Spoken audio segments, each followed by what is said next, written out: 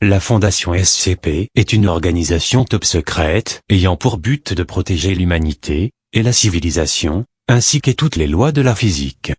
Des phénomènes ou des entités pouvant être dangereuses comme des aliens, des monstres, des objets divers, voire des humains sont gardés et surveillés, pour la majorité d'entre eux, dans la Fondation SCP. Chacun de ces phénomènes ou entités ont un surnom qui leur est propre. Leur identification est composée des lettres SCP, voulant dire Secure, Contain, Protect, suivi d'un chiffre ou d'un nombre. Le but de la Fondation étant d'observer et de découvrir les théories scientifiques sur chaque SCP. Attention, les SCP suivants ne sont pas de vrais SCP répertoriés. Ce sont des SCP inspirés de gens que je connais dans la vraie vie. C'est pour cela que ce sont tous des SCP, dont le nombre se trouve entre 3000 et 4000. Ces SCP sont tous des humains ayant des capacités paranormales.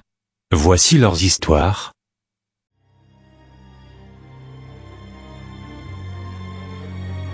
SCP-3210 se fait appeler Pichon par ses proches, et a une incommensurable envie de faire du beatbox à des voitures comprenant au minimum 3 filles à l'intérieur.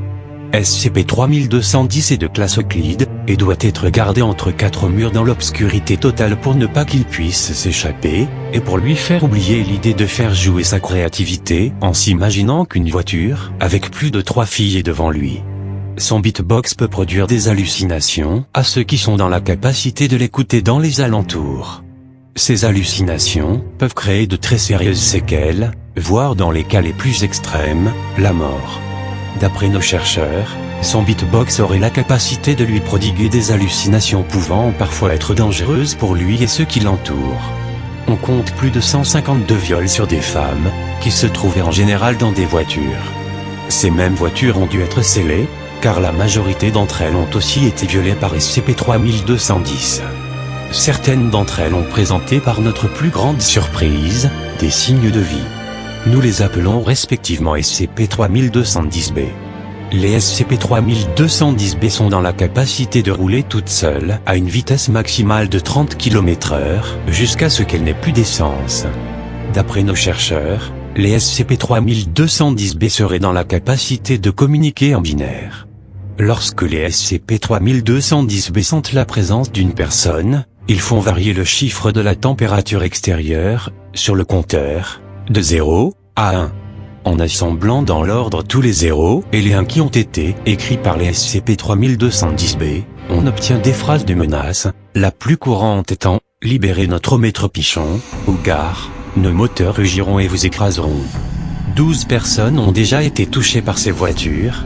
Heureusement, aucune de ces personnes n'a été tuée.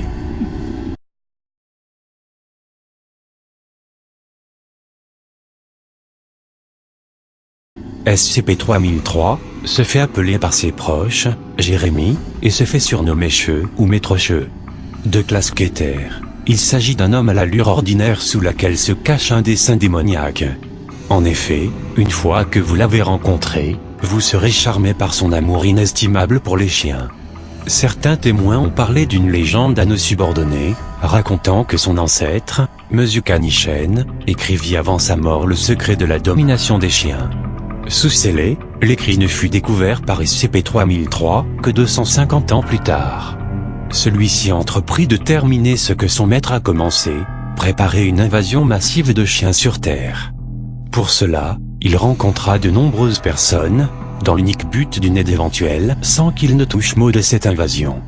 Ce fut un échec, car personne n'était apte à l'aider. Certaines personnes se sont fait sauvagement tuer car leurs idéaux étaient contraires à ceux des SCP-3003. Certaines rumeurs affirmeraient qu'il aurait demandé l'aide de SCP-3210 pour que l'invasion des chiens se fasse. Nous n'en savons pas plus sur ce sujet. SCP-3003 se serait intéressé de très près sur tout ce qui concerne l'univers, les astres, l'espace et le temps afin de pouvoir donner le pouvoir et le contrôle parfait et absolu de tout ce qui est, était et sera, aux chiens ainsi qu'à lui. Après sa capture, il nous fit part de ces quelques mots. Crédule est celui qui pense que ce n'est pas fini, je les ai entraînés, ils sont prêts, un ordre, et ils vous attaquent, ma mort et ils vous attaqueront aussi. C'est une des raisons pour laquelle nous laissons SCP-3003 en vie. Nous ne sommes pas sûrs de l'existence de ces chiens, qui nous envahiraient et que nous appelons SCP-3003-B, mais nous préférons prendre des précautions. SCP-3003 est actuellement enfermé dans une cellule de sorte à ce qu'il n'ait aucun contact avec le monde extérieur, hormis quelques-uns de nos subordonnés, qui ont pour ordre de rester dans la fondation SCP jusqu'à leur mort. Sa cellule est tapissée de papier peint, avec des dessins de chats dessus.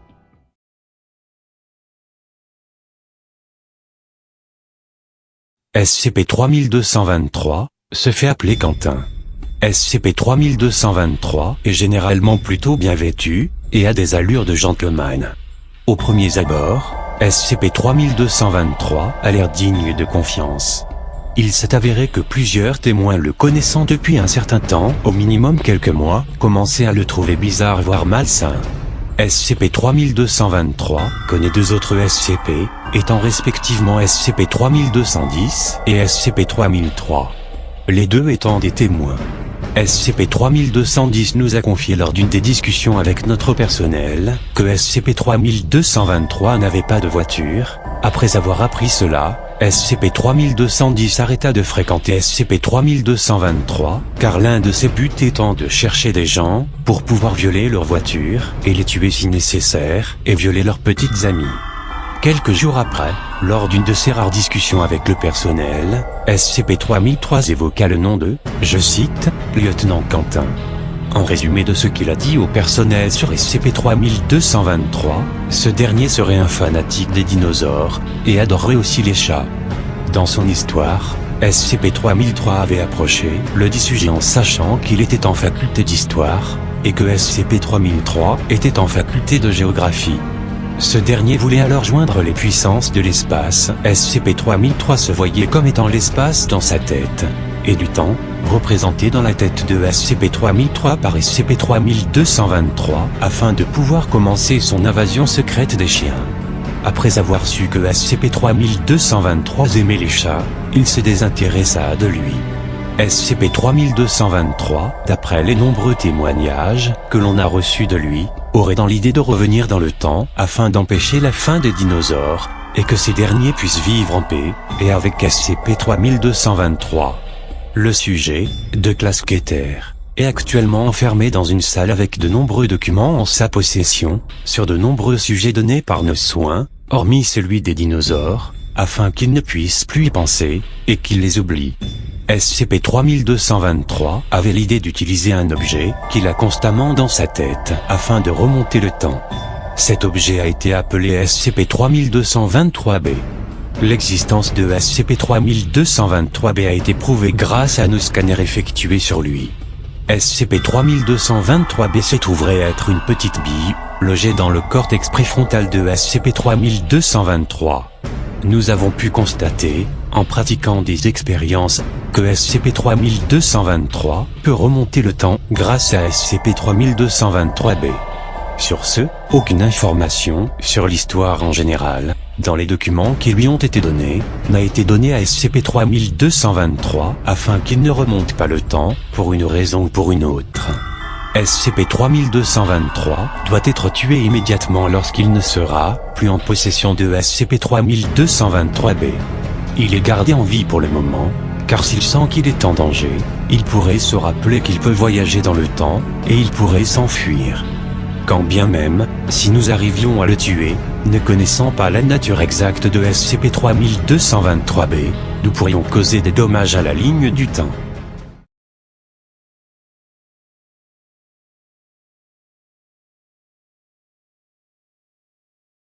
SCP-3555 se fait appeler Ellie par ses proches. SCP-3555 est de classe sûre. La majorité du temps, SCP-3555 n'est pas dangereux et est digne de confiance. SCP-3555 a été interviewé de nombreuses fois et ne présentait la majorité du temps aucun signe de comportement paranormal. D'après les témoignages, SCP-3555 serait quelqu'un de gentil, qui ne ferait pas de mal à une mouche, et est de nature simple, ou normale. SCP-3555 a été capturé après de rares témoignages impliquant la mort de plusieurs personnes dans la rue. et SCP-3555 avait été vu dans les parages dans un état second, probablement alcoolisé. Les cadavres n'avaient plus de crâne, ce qui est, de premier abord, assez impressionnant. Nous avons donc capturé SCP-3555 avant que la police ne le fasse. Nous pensions le relâcher ou le tuer après 3 mois passés sans succès au sein de la fondation SCP, jusqu'à ce qu'un événement arrive. Après la 124e discussion, non surveillée par les caméras de sécurité, avec SCP-3555, nous avons retrouvé le corps de notre subordonné sans vie et sans crâne, et se tenait face à lui, SCP-3555 immobile, le visage sombre, et un regard noir. Dans sa main droite se tenait le crâne du subordonné rempli de sang. Après quelques instants, SCP-3555 prit la parole et dit, je cite, « Les Vikings vaincront, la vie de ceux qui s'opposeront à nous sera retirée, et nous boirons dans leur crâne. » Après avoir massacré 3 autres de nos agents, SCP-3555 fut neutralisé et fut enfermé dans une cellule. Après de nombreuses discussions avec lui, nous avons pu nous rendre compte que SCP-3555 possédait 2 personnalités, celle de celui que l'on surnomme Ellie et celle d'un fantôme d'un viking mort, il y a des siècles de cela. Le sujet, lorsqu'il est dans son état naturel, ignore totalement que le fantôme est présent en lui. Ce dernier apparaît à partir du moment où on lui parle de navires de guerre, de vikings, de barbarie. SCP-3555 reste donc gardé dans une cellule lambda, et il est interdit de lui parler de sujets pouvant faire submerger le fantôme du viking, appelé pour le moment SCP-3555-B, sauf pour analyser son comportement.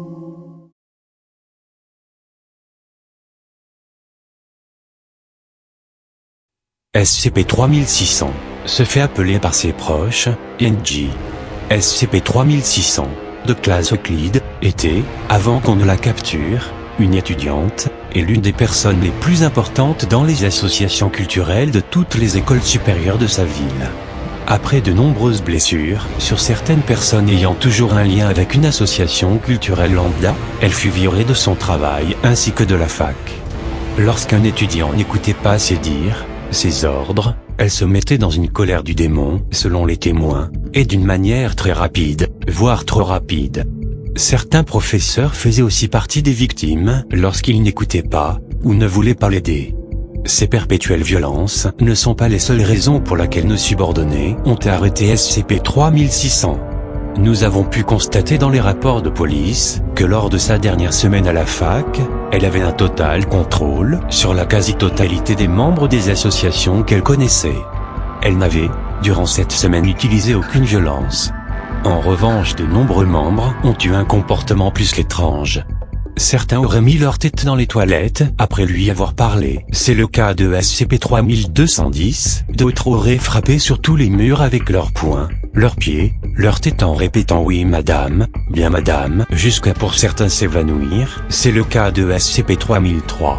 Après sa capture et quelques interviews, nous avons pu constater que SCP-3600 était capable de manipuler mentalement et de contrôler les faits et gestes de tous ceux qui ne voulaient pas l'écouter, par la simple force de sa volonté. 7 de nos membres ont dû être soignés de leurs blessures, car SCP-3600 s'était mis à exiger d'avoir une chambre au lieu d'une cellule.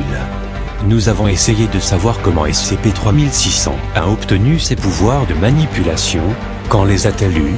D'après le rapport de police, ce serait juste avant la dernière semaine, étant donné qu'aucun comportement étrange n'avait été signalé chez les étudiants de la fac avant cette semaine. Après lui avoir posé la question, elle nous répondit « J'ai fait un pacte, je voulais qu'on m'écoute, ça n'a pas marché, j'ai crié, ça n'a pas marché. Je les ai manipulés, malheureusement, je me suis amusé avec mon pouvoir, sur ce, ça n'a pas marché, j'ai eu droit à ces 3 pactes. Et j'ai échoué. » Lorsque nous lui avons demandé avec qui elle avait fait ses pactes, elle nous répondit « Vous ne voulez pas le savoir, et aucun membre de tous ceux qui se trouvent ici ne veut le savoir. » Après avoir utilisé son pouvoir sur nous, nous ne voulions plus le savoir. Nous avons donc abandonné les interviews avec SCP-3600.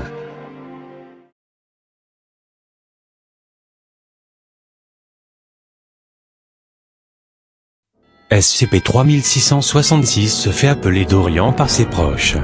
SCP-3666 était au début de classe sûre, puis en classe Euclide, et finalement en classe Keter. SCP-3666 était, auparavant qu'on le capture, un étudiant lambda. Il n'avait aucune particularité. D'après les témoignages, c'était quelqu'un de gentil, d'attentionné, un très bon ami à qui l'on peut se confier, quelqu'un ayant une empathie très développée, la raison de sa capture, et qu'il était beaucoup trop gentil d'apparence. D'après les rares interviews convaincantes que l'on a réalisées avec lui, ainsi que de ce qui a pu être observé dans son école, SCP-3666 serait capable de manipuler indirectement tous ceux qui se confient à lui. SCP-3666 ferait en sorte d'avoir le plus d'amis possible, de leur faire croire qu'on peut lui faire confiance. Après cela, il les manipule en leur disant ce que leurs amis devraient faire pour résoudre leurs problèmes. En apparence, ces solutions ont l'air simples et bonnes, mais à chaque fois que les personnes l'écoutaient, il ne leur arrivait que des malheurs. La plupart du temps, les personnes, ou les proches de ces personnes, se suicidaient, ou s'entretuaient, déclenchaient des bagarres. Dans le pire des cas, certains ont accompli des massacres, dans des lieux proches ou non de cette faculté.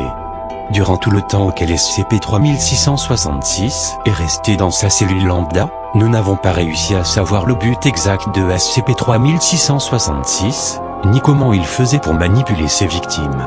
La réponse à notre deuxième question fut mise à jour lors de l'interview 42-37 des précédentes interviews, n'avait absolument rien donné, il restait d'ailleurs muet, avec un sourire et un regard vicieux. Lorsqu'il levait sa tête, lors de sa 42e interview, l'un de nos agents, en dépression, le questionna sur des sujets banals, sans succès. Désespéré, il voulut quitter la salle, jusqu'à ce que SCP-3666 l'interrompit dans sa marche vers la porte. Il lui dit, je cite, « Vous avez l'air si triste, mon bon ami. » SCP-3666 leva sa tête et présenta à notre agent un large sourire et un regard d'un vice dérangeant. Il ajouta, « Je sais comment vous rendre votre bonheur, il suffirait juste de signer un petit pacte. »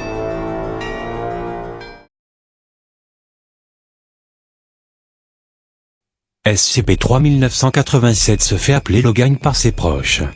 SCP-3987 est de classe sûre, et est constamment gardé dans un confinement ayant une surface respective de 1 hectare.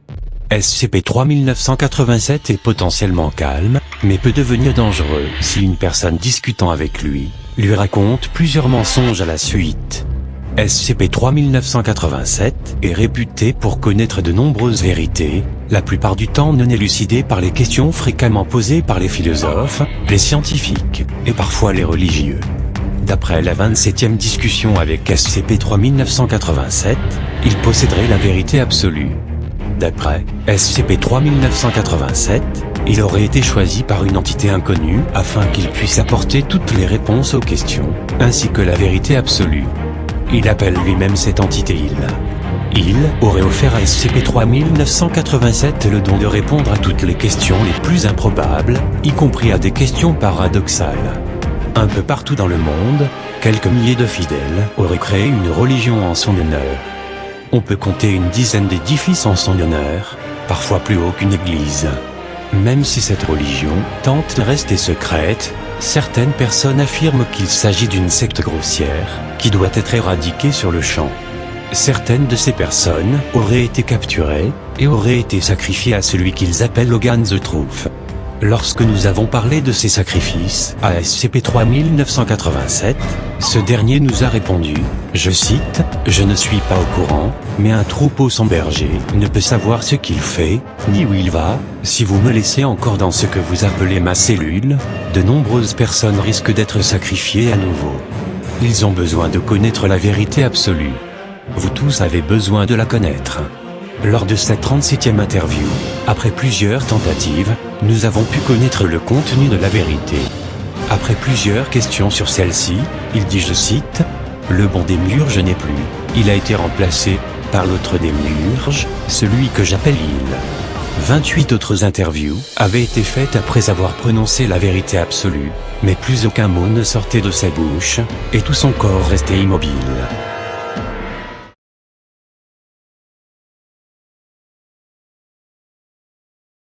SCP-3456 se fait appeler Gersifflé par ses proches. De classe Euclide, il se dit lui-même appartenir à une espèce rare de nain géant, qui est au final aussi grand qu'un être humain lambda. Lorsque nous l'avons capturé, il était enfermé dans un hôpital psychiatrique. Selon les rapports des psychiatres, SCP-3456 serait atteint de schizophrénie. D'après ces mêmes rapports, SCP-3456 serait victime d'hallucinations chroniques, et entendrait des voix dans sa tête. D'après les dires de SCP-3456 dans les rapports, ce ne seraient pas des voix, mais des mots assemblés les uns après les autres et dont l'intonation créerait une horrible mélodie. Les paroles sont tout aussi horribles, dénuées de sens, et d'une niaiserie absolue. SCP-3456 est actuellement gardé dans une cellule lambda et constamment surveillé par 4 de nos agents et au moins une caméra de surveillance. Il possède toujours avec lui une guitare et une batterie donnée par nos soins.